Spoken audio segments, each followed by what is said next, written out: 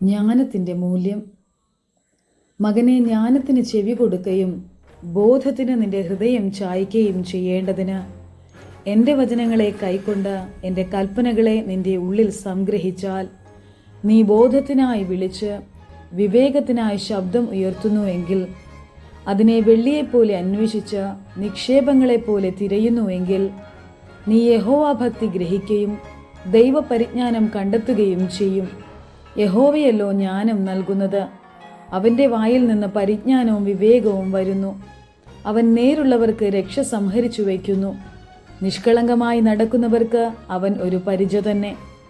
അവൻ ന്യായത്തിൻ്റെ പാതകളെ കാക്കുന്നു, തൻ്റെ വിശുദ്ധന്മാരുടെ വഴിയെ സൂക്ഷിക്കുന്നു.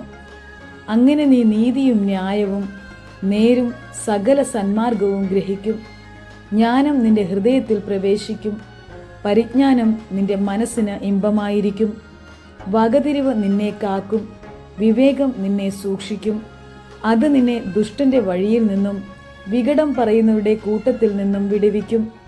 അവർ ഇരുട്ടുള്ള വഴികളിൽ നടക്കേണ്ടതിന് നേരെയുള്ള പാത വിട്ടുകളയുകയും ദോഷപ്രവൃത്തിയിൽ സന്തോഷിക്കുകയും ദുഷ്ടന്റെ വികടങ്ങളിൽ ആനന്ദിക്കുകയും ചെയ്യുന്നു.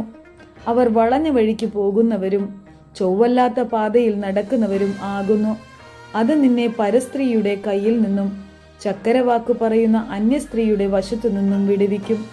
അവൾ തൻ്റെ യൗവനകാന്തനെ ഉപേക്ഷിച്ച് തൻ്റെ ദൈവത്തിൻ്റെ നിയമം മറന്നു കളഞ്ഞിരിക്കുന്നു. അവളുടെ വീട് മരണത്തിലേക്കും അവളുടെ പാതകൾ പ്രേതന്മാരുടെ അടുക്കലേക്കും ചാഞ്ഞിരിക്കുന്നു. അവളുടെ അടുക്കൽ ചെല്ലുന്ന ഒരുത്തനും മടങ്ങി വരുന്നില്ല, ജീവന്റെ പാതകളെ പ്രാപിക്കുന്നതുമില്ല. അതുകൊണ്ട് നീ സജ്ജനത്തിൻ്റെ വഴിയിൽ നടന്ന് നീതിമാന്മാരുടെ പാതകളെ പ്രമാണിച്ചുകൊള്ളുക. നേരുള്ളവർ ദേശത്ത് വസിക്കും, നിഷ്കളങ്കന്മാർ അതിൽ ശേഷിച്ചിരിക്കും. എന്നാൽ ദുഷ്ടന്മാർ ദേശത്തു നിന്ന് ഛേദിക്കപ്പെടും, ദ്രോഹികൾ അതിൽ നിന്ന് നിർമൂലമാകും.